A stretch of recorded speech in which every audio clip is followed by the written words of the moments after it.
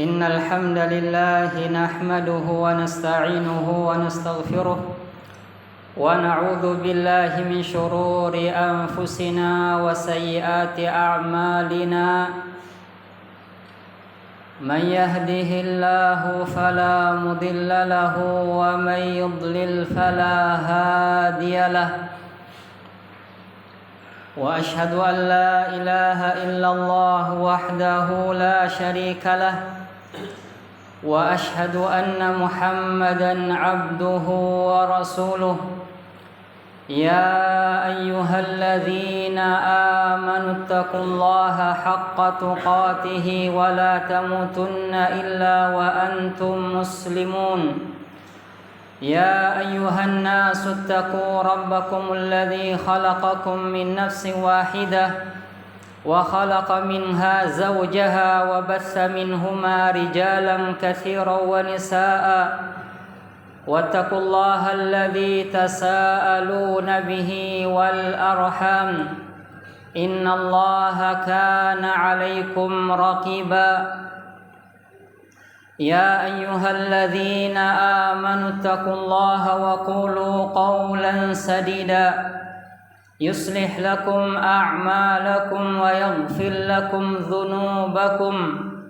ومن يطع الله ورسوله فقد فاز فوزا عظيما أما بعد فإن أصدق الحديث كتاب الله وخير الهدي هدي محمد صلى الله عليه وسلم وشر الأمور محدثاتها فإن كل محدثة بدعة وكل بدعة ضلالة وكل ضلالة في النار أيها الناس عباد الله rahimani wa rahimakumullah.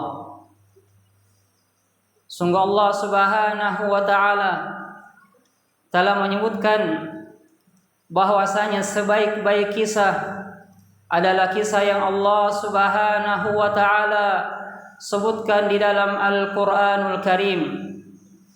Dan di antara kisah yang Allah Subhanahu wa taala sebutkan di dalam Al-Qur'an yaitu apa yang telah kita dengarkan bersama pada khutbah Idul Adha tentang kisah Nabiullah Khalilur Rahman Abul Anbiya Ibrahim alaihi salatu wassalam bersama putranya Nabiullah Ismail alaihi salam. Sungguh pada kisah mereka terdapat pelajaran-pelajaran hikmah, ibrah yang sangat banyak. Dan di antara pelajaran selain dari apa yang telah kita sebutkan pada khutbah Idul Adha, yaitu ketahuilah bahwa yang namanya ibadah adalah sesuatu yang diperintahkan oleh Allah Subhanahu wa taala. Ibadah adalah sesuatu yang diperintahkan oleh Allah Subhanahu wa taala apapun bentuknya. Dan terkadang perkara tersebut pada keadaan yang lain, di tempat yang lain, dia bukan ibadah, bahkan dia adalah suatu dosa. Namun ketika Allah Subhanahu wa taala memerintahkan hal tersebut pada suatu keadaan dan kondisi, maka dia adalah ibadah. Lihatlah ibadallah, pada kisah tersebut Allah Subhanahu wa taala memerintahkan kepada Abul Anbiya Ibrahim alaihi salam untuk menyembelih anaknya.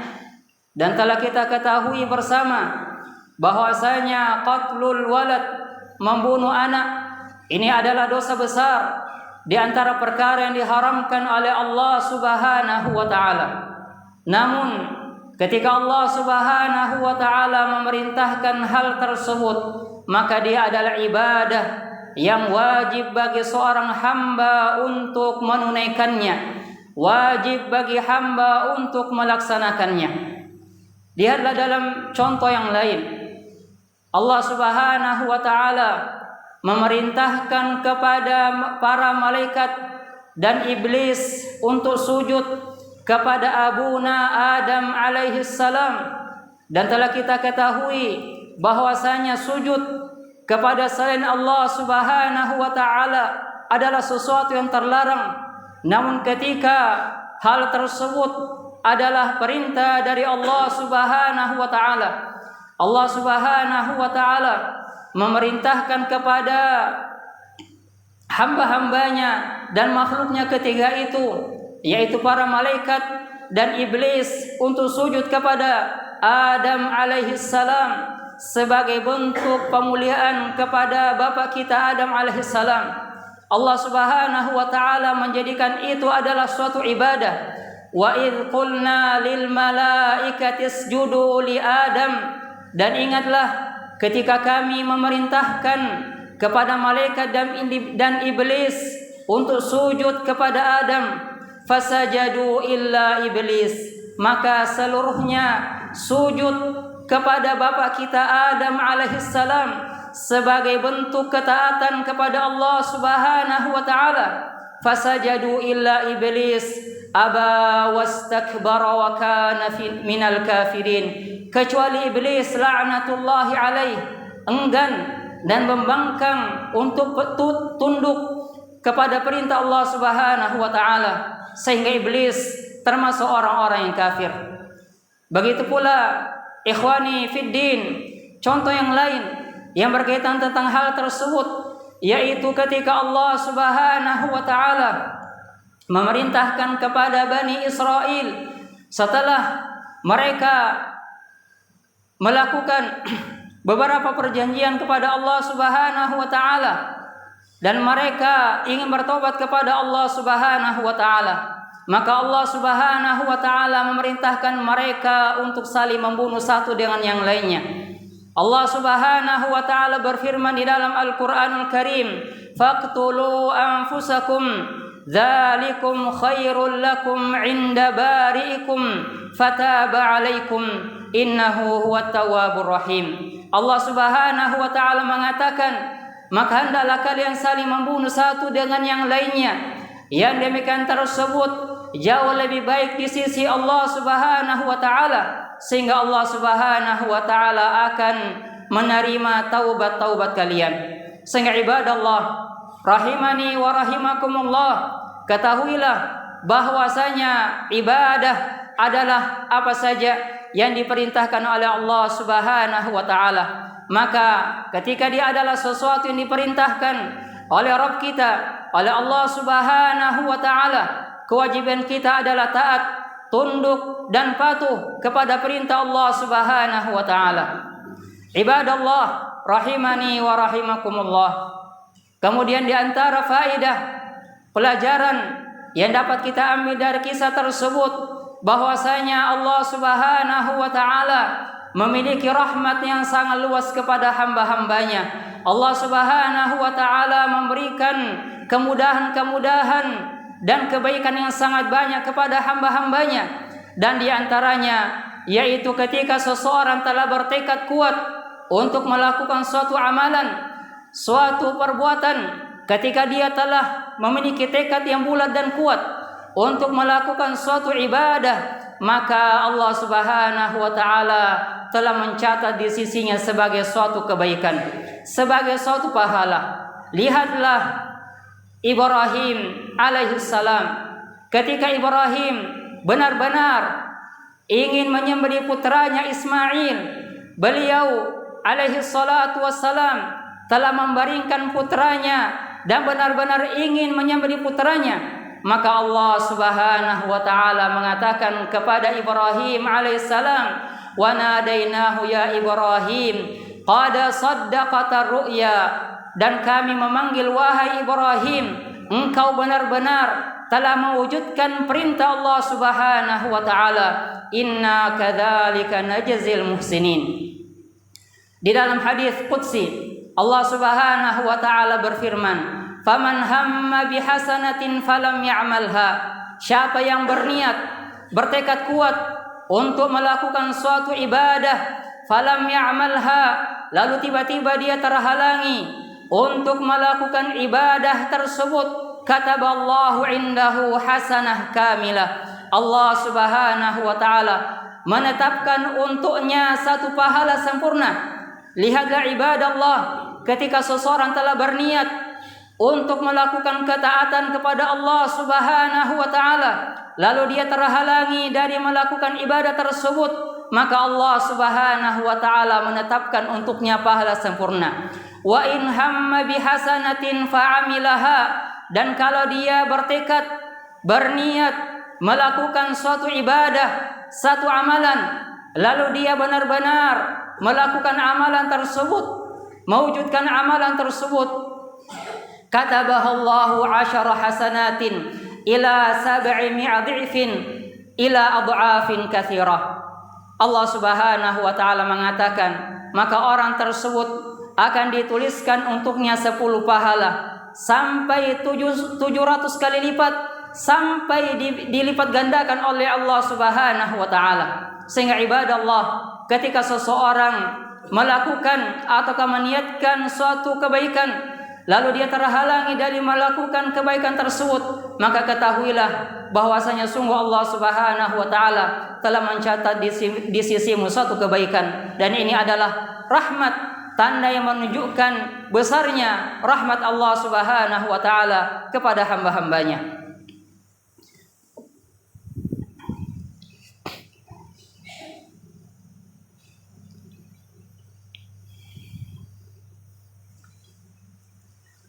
Alhamdulillah hamdan katsiran thayyiban mubarakan fih kama yuhibbu rabbuna wa yardahu, wa ashhadu an la ilaha illallah wahdahu la syarika lah, wa ashhadu anna Muhammadan abduhu wa rasuluh sallallahu alaihi wa ala alihi wa sahbihi wa sallama tasliman mazida. Amma ba'd. Ibadallah rahimani wa rahimakumullah. Ketahuilah bahwasanya di antara faedah dan pelajaran yang dapat kita ambil dari kisah Nabiullah Ibrahim alaihissalam bersama putranya Ismail alaihissalam, yaitu seseorang hendaknya mengedepankan kecintaan kepada Allah Subhanahu wa taala melebihi kecintaan terhadap segala sesuatu. Lihatlah Abul Anbiya Ibrahim alaihissalam, beliau lebih mengedepankan perintah Allah Subhanahu wa taala, lebih mengedepankan kecintaan kepada Allah Subhanahu wa taala melebihi kecintaan kepada anak, melebihi kecintaan kepada segala sesuatu. Ibrahim alaihissalam telah meninggalkan ayahnya yang kafir karena Allah Subhanahu wa taala. Ibrahim alaihissalam telah meninggalkan kampung halamannya karena Allah Subhanahu wa taala. Maka pada kisah tersebut Ibrahim alaihissalam ingin menyembelih anaknya karena itu adalah perintah dari Allah Subhanahu wa taala. Dalam kisah Ibrahim alaihissalam bersama istrinya Hajar, ibu dari Ismail alaihissalam, Ibrahim alaihissalam juga rela dan meninggalkan istrinya sendirian berada di Baitullahil Haram karena itu adalah perintah dari Allah Subhanahu wa taala. Oleh karena itu ibadallah, Nabiullah Ibrahim alaihissalam mencapai derajat al-khullah, mencapai derajat khalil, yaitu kekasih Allah Subhanahu wa taala, disebabkan beliau benar-benar menjalankan seluruh perintah-perintah Allah Subhanahu wa taala dan benar-benar mengedepankan kecintaan kepada Allah Subhanahu wa taala melebihi segala sesuatu. Dan ketahuilah ikhwani fid din, ini adalah syarat di antara syarat kalimat la ilaha illallah, yaitu seseorang harus lebih mencintai Allah Subhanahu wa taala melebihi segala sesuatu. Kalimat la ilaha illallah tidak akan mungkin benar sampai seseorang benar-benar melebihkan kecintaan kepada Allah Subhanahu wa taala dari segala sesuatu. Di dalam Al-Qur'an Allah Subhanahu wa taala mengancam bagi orang-orang yang lebih mencintai keluarga, istri, anak pekerjaan dan yang lain-lainnya. Ketika mereka lebih mengedepankan kecintaan dunia, anak istri daripada kecintaan kepada Allah Subhanahu wa taala. Allah Subhanahu wa taala berfirman di dalam Al-Qur'an, "Qul in kana aba'ukum wa abna'ukum wa azwajukum wa 'ashiratukum wa amwalun iqtaraftumuha wa tijaratun takhshawna kasadaha wa masakin tardawnaha ahabba ilaikum minallahi wa rasulih wa jihadin fi sabilihi fatarabbasu hatta ya'ti Allah bi amrih wallahu la yahdil qaumal kafirin wallahu la yahdil qaumal fasikin." Allah Subhanahu wa taala mengatakan kepada Nabi kita Muhammad alaihi salatu wassalam, katakanlah wahai Rasul, in kana aba'ukum wa abna'ukum wa azwajukum, apabila orang tua kalian, anak-anak kalian, istri-istri kalian, wa ashiratukum, dan kerabat-kerabat kalian, wa amwalun iqtaraftumuha wa tijaratun takhshawna kasadaha, begitu pula apabila harta dan perniagaan yang kalian takut darinya kebangkrutan, ahabba ilaikum minallahi wa rasulih, jika perkara-perkara tersebut lebih kalian cintai daripada Allah Subhanahu wa taala dan Rasulnya, wa jihadin fi sabilih, dan jika perkara-perkara tersebut lebih kalian cintai daripada berjihad di jalan Allah Subhanahu wa taala, apa balasannya ibadallah? Allah Subhanahu wa taala mengatakan, fatarabbasu hatta ya'ti Allahu bi amri, maka bersiap-siaplah untuk menunggu datangnya azab dari Allah Subhanahu wa taala. Allah Subhanahu wa taala mengancam mereka ketika mereka lebih mencintai harta, anak dan dunia ini melebihi kecintaan mereka kepada Allah Subhanahu wa taala. Sehingga ibadallah, mampukah kita melakukan sebagaimana yang dilakukan oleh Ibrahim alaihissalam, menyembelih anaknya demi Allah Subhanahu wa taala? Mampukah kita menyembelih hawa nafsu kita demi mengedepankan kecintaan kepada Allah Subhanahu wa taala? Mampukah kita menyembelih segala sesuatu yang ada di hadapan kita yang menghalangi seseorang kepada Allah Subhanahu wa taala demi mendapatkan kecintaan dan keridhaan Allah Subhanahu wa taala? Ibadallah, ini adalah pelajaran yang sangat berharga bagi kita semua, agar seseorang benar-benar senantiasa mengedepankan segala sesuatu demi Allah Subhanahu wa taala dan Rasulnya. Ibadallah, ketahuilah bahwasanya semua itu tidak akan didapatkan melainkan dengan seseorang mendapatkan hidayah dan i'anah dari Allah Subhanahu wa taala. Oleh karena itu ibadallah, di antara doa yang Nabi alaihi salatu wassalam ajarkan kepada orang yang beliau cintai, Mu'adz ibnu Jabal, yaitu Nabi alaihi salatu wassalam mengajarkan kepada sahabat yang mulia tersebut untuk senantiasa meminta i'anah kepada Allah Subhanahu wa taala. Sehingga ibadallah, hendaklah kita senantiasa dan terus-menerus memperbanyak doa kepada Allah Subhanahu wa taala, sambil kita berusaha agar kita bisa mendapatkan kecintaan dan keridhaan Allah Subhanahu wa taala. Semoga apa yang kita dengarkan bisa bermanfaat. As'alullah taala an yatawaffana ala al-islami wa sunnah. Allahumma rabbana atina fid dunya hasanah wa fil akhirati hasanah wa qina adzabannar walhamdulillahi rabbil alamin. Allahu akbar.